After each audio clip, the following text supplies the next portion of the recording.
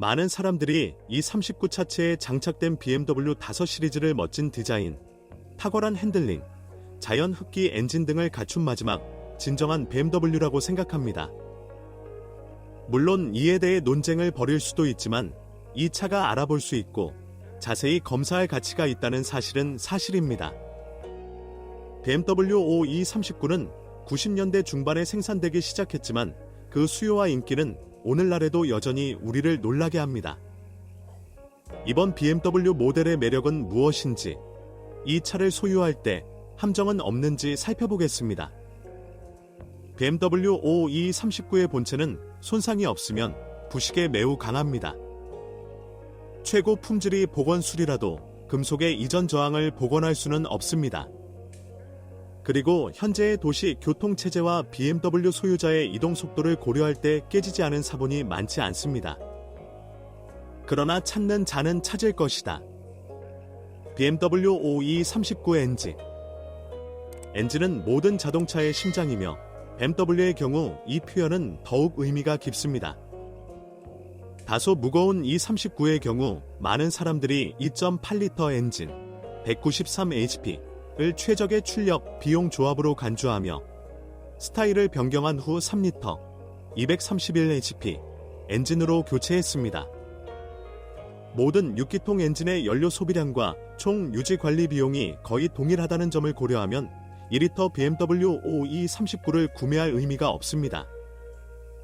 최후의 수단으로 잘 관리된 5초의 사본을 발견하면 2.5리터 엔진을 사용할 수 있습니다. BMW 5 시리즈 E39 후면에는 다음과 같은 가솔린 엔진이 장착되었습니다.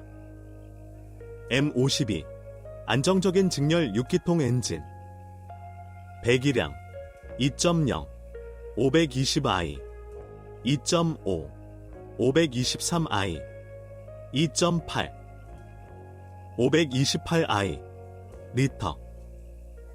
1999년부터 수리가 가능해졌으며 그 이전에는 실린더벽에 너켓실 코팅이 적용된 엔진이 생산되었습니다. 이 코팅은 휘발유의 황 함량에 매우 민감합니다. 그리고 우리 연료에는 이러한 장점이 많이 포함되어 있습니다. 황은 이 코팅을 파괴하며 그 후에는 엔진을 복원하거나 수리할 수 없습니다. 1998년 말부터 현대화가 진행되어 M52 엔진의 주철 인서트, 슬리브가 장착되었습니다. 수정된 엔진은 M52TU로 지정됩니다. M54 스타일 변경 후 설치되기 시작한 R6 엔진, 배기량 2.2, 520i, 2.5, 525i, 3.0, 530i, 리터. 더 큰 출력 2.5리터 M54 192hp 및 2.8리터 M52 193hp, 다른 흡기 매니폴드, 전자 스로틀 및 가스 페달, 다른 엔진 제어 장치가 M52와 다릅니다. M62 V자형 8기통 엔진, 배기량 3.5, 530i, 4.4, 540i, 리터. M62 생산에는 너켓실 코팅도 사용되었지만 이와 병행하여 유황의 영향을 받지 않는 더 강력하고 안정적인 재료인 엘로질 코팅도 사용되었습니다. 1997년 3월 이후 바이엘은 제조업체는 알루실 코팅만을 사용하기 시작했습니다. M62TU로 표시된 업데이트된 엔진에는 아래에서 설명하는 베이노즈 가변 밸브 타이밍 시스템도 적용되었습니다. BMW 5E39 엔진은 당시 흡기 및 배기 밸브를 제어하는 캠축 조정 시스템을 혁신적인 방식으로 사용하기 시작했습니다. 이 시스템 덕분에 저속에서의 토크가 크게 증가했으며 차량이 바닥에서부터 완벽하게 가속됩니다. 흡기 밸브만 조절하는 그냥 바노스, 저스트 베이노즈가 있는데 이는 스타일 변경 전 M52와 M62TU에 설치되었습니다. 또한 배기 밸브도 제어하는 더블 바노스, 더벨 베이노즈도 있어 거의 전체 회전수 범위에서 고른 견인력을 얻을 수 있습니다. 이는 M52TU 및 M54에 설치되었습니다. 이 시스템의 단점은 수리만 포함된다는 것입니다. 적절한 유지 관리를 통한 평균 서비스 수명은 주로 오일 품질에 따라 25만 킬로미터입니다. 전체 시스템을 교체하는 데는 $1,000의 비용이 들지만 훨씬 더 저렴한 수리 키트도 있습니다. 다닐 베니티 엔진의 경우 교체 작업 없이 $40에서 $60. 어떤 경우에는 수리 키트가 더 이상 도움이 되지 않고 교체만 가능합니다. 죽어가는 바노스의 징후. 최대 3000rpm까지 견인력이 약하고 느리게 엔진 앞쪽에서 덜거덕거리거나 두드리는 소리가 나고 연료 소비가 증가합니다. BMW5 시리즈 E39 후면에는 다음과 같은 디젤 엔진이 설치되었습니다. M51S 및 M51 투어스는 연료 분사 펌프가 장착된 디젤 엔진입니다. 작업량 2.5리터 525 TDS. 그들은 매우 신뢰할 수 있고 좋은 손해, 타이밍 체인은 200에서 25만 킬로미터를 실행하며 터보 차저는 동일하게 작동합니다. 20만 킬로미터 후에는 연료 분사 펌프도 수리해야 합니다. 비용이 많이 듭니다. 엔진 제어 전자 장치가 자주 오작동합니다. M57 이미 직접 연료 분사 커먼 레일 기능을 갖춘 보다 현대적인 터보 디젤입니다. 작업량 2.5리터 525D 3.0리터 530D. 일반적으로 M57은 고품질 디젤 연료를 사용하는 경우 M51보다 더 안정적이고 강력합니다. 실제로 이는 어려운 조건입니다. 엔진 유압 마운트는 설계가 매우 복잡하고 비용이 많이 듭니다. 모든 디젤 엔진 중에서는 530D, 184HP, M57, 193HP, M57TU가 가장 선호되는 옵션이지만 구매하기 전에 매우 신중한 진단이 필요합니다. M47은 전체 E39 시리즈 중 유일한 사기통 엔진입니다. 배기량 2.0리터 520D. 터빈, 인터쿨러 및 커먼 레일 시스템을 사용하여 136마력을 개발합니다. 스타일을 변경한 후 등장한 소형 M57입니다. BMW E39 소유자가 직면할 수 있는 모든 엔진의 일반적인 문제. 약한 냉각 시스템으로 이를 무시하면 엔진이 죽을 수 있습니다. 주요 원인은 추가 팬의 전기 모터, 온도 조절 장치, 먼지로 막힌 라디에이터, 정기적인 냉각수 교체 소홀 등입니다. 적어도 1년에 한 번, 마일리지가 짧은 경우에는 2년에 한 번, 라디에이터를 청소, 분해하여 하는 것이 좋습니다. V8 엔진에서는 냉각수 팽창 탱크가 자주 파열되며 냉각팬의 평균 수명은 5에서 6년입니다. 또 다른 문제는 정품이 아닌 점화 플러그를 정말 좋아하지 않는 점화 코일이지만 연료가 포함된 원래 점화 플러그는 30에서 4만 마일에 충분합니다. 그러나 코일 하나의 가격은 $60이고 각 실린더는 하나의 별도 코일에 의존합니다.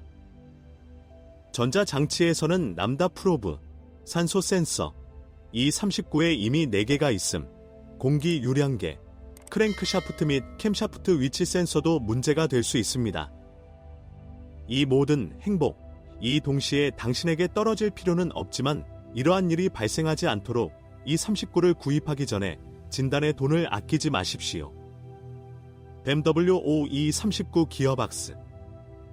BMW 5E39에 설치된 수동 및 자동 기어박스는 모두 신뢰성이 높지만 인적 요소는 항상 존재합니다.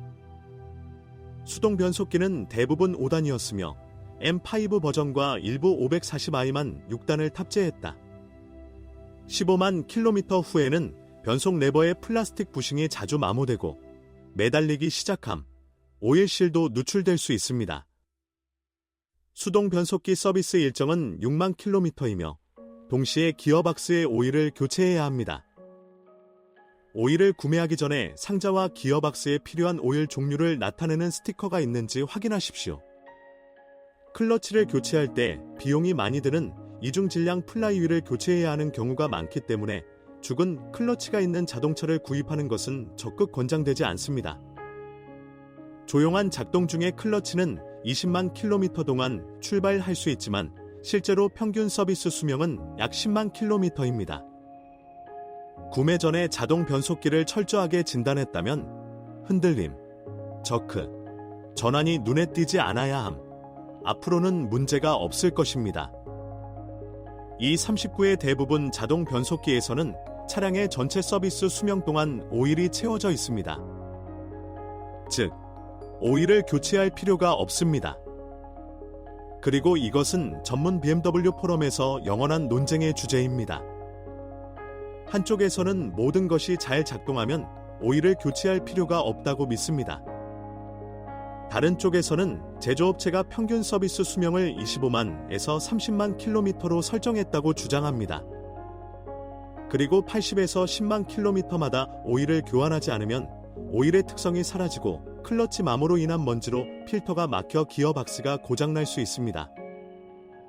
모든 주유소는 정기적인 오일 교환을 지원합니다. 세시 및 스티어링. BMW 5E39의 서스펜션은 확실히 독일 아우토반을 위해 설계되었으며 가혹한 현실에서 전면 및 후면 서스펜션 모두의 서비스 수명은 그리 오래 지속되지 않습니다. 어떤 사람들은 이것이 알루미늄 서스펜션 때문이라고 생각하지만 금속은 그것과 아무 관련이 없습니다. 알루미늄은 무게를 줄이기 위해 사용되며 서스펜션 수명에는 영향을 미치지 않지만 비용에는 영향을 미칩니다. 모음 블록, 볼 조인트, 충격 흡수 장치 및 안정 장치 스트럿이 작동하지 않습니다. 모음 블록은 따로 교체하고 볼 블록은 레버로만 교체하고 약 10만 캠 정도 주행합니다. 스테빌라이저 스트럿은 거의 소모품이므로 20에서 3만 킬로미터마다 교체해야 하므로 안전하게 예비로 가져갈 수 있습니다.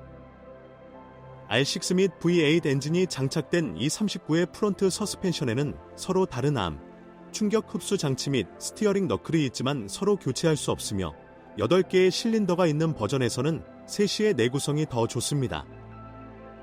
V8 버전에서는 스티어링도 훨씬 더 안정적이며 이러한 무거운 엔진과 함께 안정적인 웜 기어박스가 설치되었습니다. 그리고 R6에는 특별히 신뢰할 수 없는 일반 스티어링 넥이 설치되었습니다.